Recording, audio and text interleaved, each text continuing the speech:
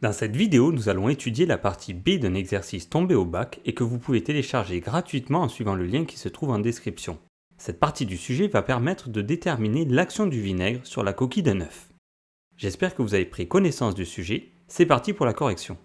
Pour cette question 6, on doit réaliser le schéma de Lewis de la molécule d'acide éthanoïque de formule brute CH3COOH.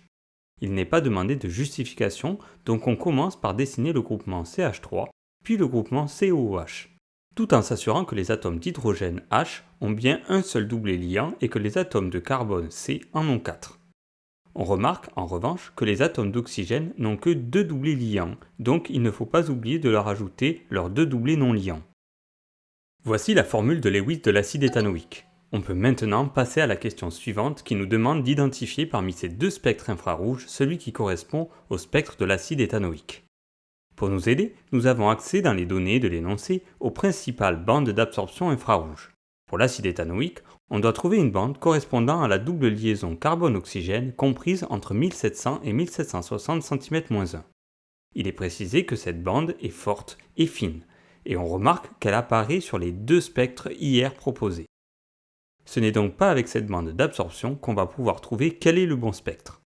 L'acide éthanoïque étant un acide carboxylique, on doit trouver dans son spectre IR une bande correspondant à la simple liaison oxygène-hydrogène d'un acide carboxylique comprise entre 2600 et 3100 cm-1. On nous précise dans l'énoncé que cette bande est forte et très large. En regardant les deux spectres proposés, on se rend compte qu'elle n'est présente que sur le premier spectre IR. En effet, sur le deuxième, il n'y a pas de bande forte et large au nombre d'ondes données. Il y a seulement une bande moyennement forte et fine dont on ne connaît pas l'origine. Finalement, seul le spectre 1 montre une bande forte et très large entre 2100 et 3100 cm-1, caractéristique de la liaison OH d'un acide carboxylique tel que l'acide éthanoïque. Gardons les données de l'énoncé sous les yeux et passons aux prochaines questions. Nous allons également afficher les couples acide-base disponibles dans les données de l'énoncé se trouvant sur la première page du sujet. Nous allons en avoir besoin car à la 8e question, on nous demande de décrire l'équation de la réaction qui se produit entre l'ion carbonate et l'acide éthanoïque. Pour rappel, lors d'une réaction acido-basique, c'est toujours l'acide d'un couple qui réagit avec la base de l'autre couple pour former la base conjuguée du premier couple et l'acide conjugué du deuxième couple. Dans notre cas, l'acide éthanoïque va réagir avec l'ion carbonate qui est une base pour former des ions éthanoates ainsi que l'acide conjugué de l'ion carbonate, c'est-à-dire l'ion HCO3-. D'ailleurs, c'est ce même ion HCO3- qui réagit à la question suivante, avec l'acide éthanoïque présent dans le vinaigre. Comme pour la question précédente, pour trouver l'équation de la réaction chimique, on va former la base conjuguée de l'acide éthanoïque, l'ion CH3COO-, et l'acide conjugué de l'ion HCO3-, c'est-à-dire le dioxyde de carbone de formule CO2 et de l'eau de formule chimique H2O. Question suivante. Pour montrer que l'équation de la réaction qui modélise l'action du vinaigre sur le carbonate de calcium s'écrit de la façon suivante, il suffit d'additionner les trois équations de réaction. La première chose qui arrive lorsque l'on met du vinaigre sur un œuf, c'est la dissolution du carbonate de calcium comme il est indiqué dans l'énoncé.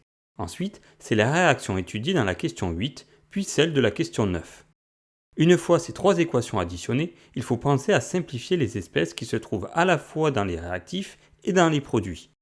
On peut par exemple commencer par s'occuper des ions carbonate CO3- qui se trouvent à la fois du côté des réactifs, de l'équation 2, et des produits, de l'équation 1.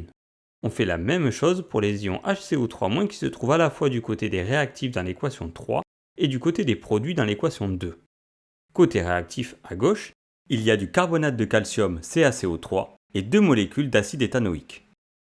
Côté produit, on retrouve l'ion calcium Ca2+, ainsi que le CO2 associé à l'eau H2O. On remarque que le CO2 se trouve sous forme gazeuse. C'est d'ailleurs de ce gaz que sont constituées les petites bulles que l'on aperçoit lorsque l'on immerge un œuf dans du vinaigre. Enfin, il ne nous reste plus qu'à noter les deux ions éthanoates en faisant apparaître le nombre stoichiométrique 2 devant la formule chimique CH3COO-.